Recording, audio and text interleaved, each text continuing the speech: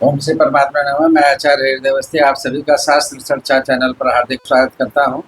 प्रातः सुनिए पूज्य गुरु जी प्रोफेसर पंडित भगवत शरण शुक्ल जी, वेदमूर्ति तपोनिष्ठ गीता उपनिषद पुराण और धर्मशास्त्र के विशेषज्ञ और संस्कृत धर्म विज्ञान संकाय में व्याकरण विभाग के पूर्व विभागाध्यक्ष काशी हिंदू विश्वविद्यालय वाराणसी। हम लोग चरक संहिता पर ज्ञान दे रहे हैं और सूत्र स्थान है, पहला अध्याय है और 81वें श्लोक में फलनी के आगे के अर्थ को गुरु जी। यल्लीलायित विश्वमे तदखिलं यस्मिन् पुनर्लीयते यस्मात् सावरजंगमात्मकमिदं लोकं दरीदृश्यते भासा यस्य विभान्ति सर्वजगतः ज्योतिषि सर्वात्मना तं देवं वंदे त्रिलोकीश्वरम।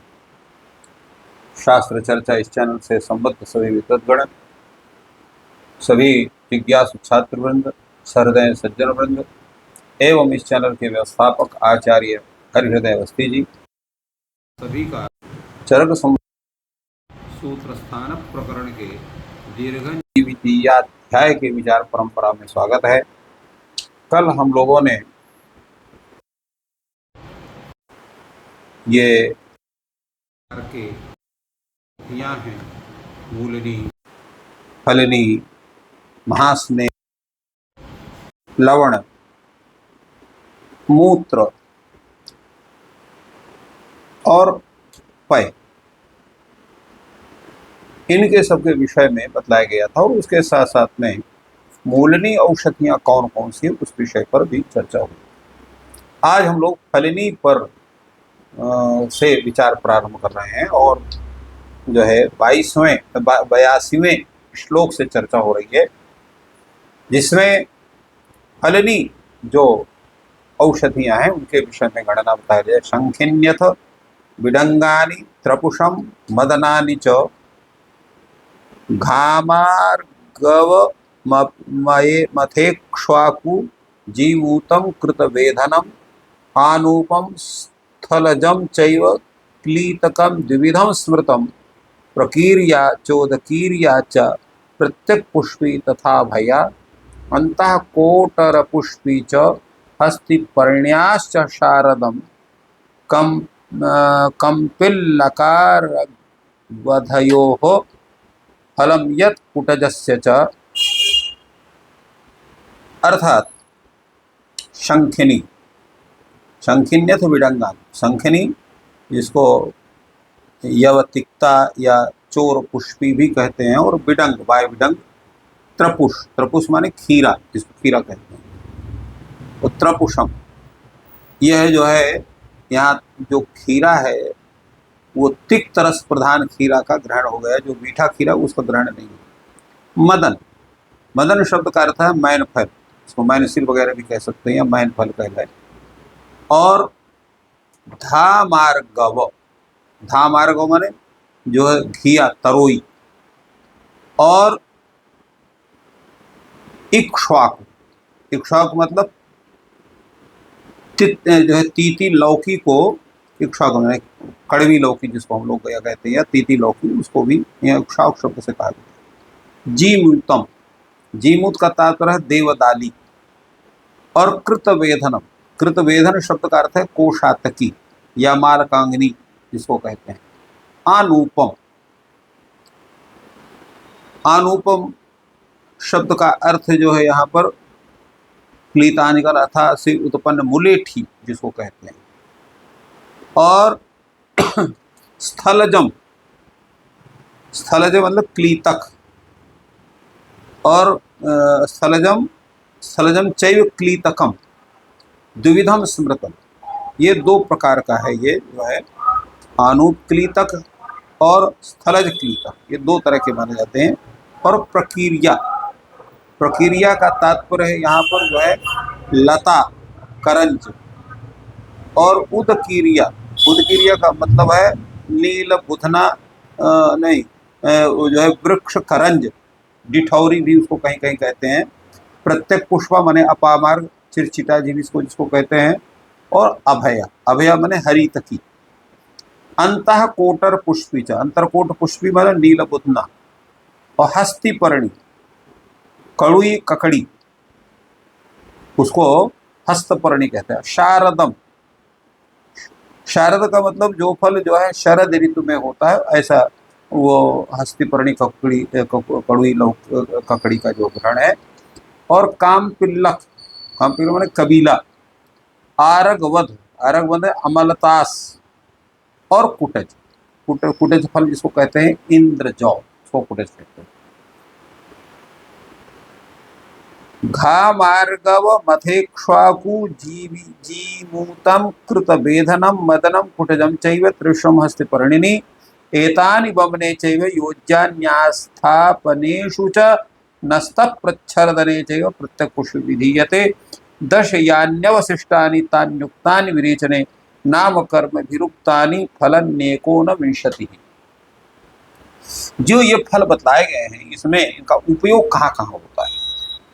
जो धा मार्गो जो माने तृतीया जो तरोई है उसका उपयोग, और शिक्षाक माने तित्तलौकी का, जीमूत माने बंदाल का, कृतवेधन माने कड़वी तरोई का, मदर माने मैन फल का, कटुज माने इंद्रजौ, त्रपुष माने तीता खीरा, हस्तिपर्णी माने शरद ऋतु में उत्पन्न वाले ककड़ी जो है कड़ुई ककड़ी। इन औषधियों का जो प्रयोग कहाँ करना चाहिए, तो इसके लिए आचार्य कहते हैं वमन और आस्थापन वस्ति के लिए इनका उपयोग करना चाहिए। एतानि वमने चैव योज्यानि आस्थापनेषु च। और इसके अतिरिक्त नस्ता प्रच्छदने चैव प्रत्येक पुष्प विधीयते। और अपामार्ग का प्रयोग नस्य और शिरो विवेचन के लिए करना चाहिए।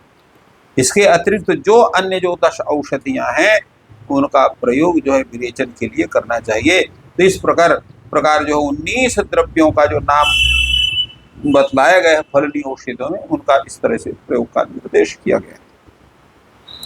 सर्पिष्ट तैलम वसा मज्जा स्नेहो दृष्टश्चतुर्विधा पानाभ्यंजन वस्त्यर्थम नास्यार्थम चैव योगतः स्नेहना जीवनावल्या वर्णोपचय वर्धनम स्नेह हेते च भीता वात पित्त कफापहा। ये 4 प्रकार के महास्नेह बतलाए गए हैं। कौन कौन है? एक तो घी हो गया, तेल हो गया, वसा हो गया और मज्जा हो गया। तो स्नेहा दृष्टा 4 प्रकार के स्नेह ये बतलाए गए हैं, जिसको आयल जो है इनका प्रयोग कैसे किया जाता है। तो पानाभ्यंजन वस्त्यर्थम नस्यार्थम चाहिए होता है। एक तो पीना कुछ का पीना पड़ता है, एक अभ्यंजन माने उनका मालिश करना, और वस्त्यार्थम वस्ति, और नस्य के लिए भी का प्रयोग। इस तरह 4 तरह का प्रयोग होता है। तो ये स्नेह शरीर को स्निग्ध करते हैं और जीवनीय शक्ति को बढ़ाते हैं, बलकारक होते हैं। तो स्नेहा हेतु विहिता वात पित्त कफापहा। और ये करते क्या है, ये इनका जो सेवन किया जाता है तो इनके सेवन से ये करते क्या है कि वात कफ पित्त ये तीनों के नाशक होते हैं। इनका जब नियम पूर्वक इनका सेवन जो है पीने से अथवा इनका व्यंजन करने से अथवा वस्ति करने से अथवा नस्य करने से इनका प्रयोग किया जाता है। अब इसके आगे जो है 5 प्रकार की जो नमक हैं उनके विषय में बता रहे हैं। सौवर्चलम सैंधवम च विडमौद्भिदमेव च सामुद्रेण सहितानि पंचशिर लवणानि च। ये 5 लवण है। एक सौवर्चल, इसको काला नमक भी कहते हैं, चौसर भी कहते हैं, कई इसके नाम है। संस्कृत नाम का सौवर्चल लवण। और सैंधवम च, सैंधव ने जिसको सेंधा नमक के नाम से विशेष रूप से प्रसिद्ध है। और जो है बिड नमक, जिसको बिरिया सोचर नमक ऐसा कहते हैं। और औदभिद, रेहका नमक जिसको औदभिद नमक कहते हैं। और 5वां है सामुद्र, माने समुद्र से उत्पन्न वाले होने वाला नमक, जिसको प्राय लोग भोजन में देते हैं। इसका अन्यत्र भी उल्लेख हुआ है। सैंधवम रुचकम चैव वैडम्बोद्भदमेव च सामुद्रेण समायुक्तम गेयम लवण पंचकम। ऐसा भी उल्लेख अन्यत्र मिलता है। तो इस तरह से ये 5 प्रकार के लवणों की चर्चा होती है। अब इनका सबका प्रयोग कहाँ होता है, कैसे होता है, आइए इस पर विचार करते हैं। स्निग्धान युष्णानि तीक्ष्णानि दीपनीयतमानि च आलेपनार्थे युज्यन्ते स्नेह स्वेद विधौ तथा अधोभागोर्ध्वभागेषु निरूहेष्वनुवासने अभ्यंजने भोजनार्थे शिरसश्च विरेचने शस्त्रकर्माणि वर्त्यर्थ मंजनोत्सादनेषु च अजीर्णाः अजीर्णानाहयोर्वाते गुल्मे शूले तथोदरे। इन नमकों का प्रयोग, ये नमक क्या है? स्निग्धान, स्निग्ध होते हैं, उष्णानी, गर्मी प्रदान करने वाले, तीक्ष्ण होते हैं, अनिच्छार युक्त होते हैं, और दीपनीय तमानी, दीपनीय होते मेरा जठराग्नि को बढ़ाते हैं। आलेपनार्थ, ये आलेपन के लिए इनका प्रयोग होता है, मलहम के लिए इत्यादि में इनका प्रयोग कर सकते हैं। स्नेह स्वेद विधौच, और स्नेहन और स्वेदन के लिए भी इनका प्रयोग होता है। अधोभागेर्ध्वभागेष्वनुवासन, और इनका जो है तो निरूहण वस्ती और जो है अनुवासन में, अभ्यंजन के लिए अर्थात मालिश के लिए, और भोजन के लिए, और शिरसस्य विरेचने, शिरो विरेचन के लिए भी होता है। और शस्त्र कर्मणि, शस्त्र कर्म के लिए, लेखन भेदन आदि नाड़ी वेद के लिए भी इनका प्रयोग होता है। और वर्त्यर्थम, वर्त्य के लिए भी होता है, अंजन के लिए भी होता है, और उत्सादन, उत्सादन मतलब उबटन के लिए। और अजीर्णानाहायोर वाते, ये क्या होता है? इनका जो प्रयोग होता है वो जब अनपच हो जाए, अनाह हो, अपरा हो, वातव्यादि हो, गुल्प हो, शूल हो, उदर रोग हो, तो इन सभी जो है नमकों का प्रयोग, लवणों का प्रयोग किया जाता है। उक्तानि लवणानि ऊर्ध्वम मूत्राण्यष्टोनुबोध, ये जो है लवण के प्रयोग, उनके भेद, उनके लाभ बतलाए। अब अष्ट मूत्रों के भेद बता रहे हैं। मुख्यानि यानी दिष्टानि सर्वाण्यात्रेय शासने अभिमूत्र मजामूत्रम गोमूत्रम माशम चतयत हस्ति मूत्र मथोष्टस्य हयस्य च खरस्य च, इतने लोग का मूत्र बतलाए गए। इसमें मुख्य जो हैं उनको बतलाए रह गए हैं, जिसका प्रयोग जो है आत्रेय शासन संहिता में विशेष रूप से किया गया। उसमें कौन है? अभिमूत्रम, अभि माने मेढ़ा, मेष, और अजामूत्रम, बकरी या बकरा का मूत्र, गोमूत्र का तो प्रयोग प्रसिद्ध है, माहिषम, महिषी अर्थात जो है भैंस, इसका जो मूत्र होता है, और हस्तिमूत्रम, हाथी का मूत्र। इसी प्रकार उष्ट्र का मूत्र, ऊंट का मूत्र, और हयस्य, है माने जो है घोड़े का मूत्र, और आठवां जो है खरस्य, गधे का मूत्र।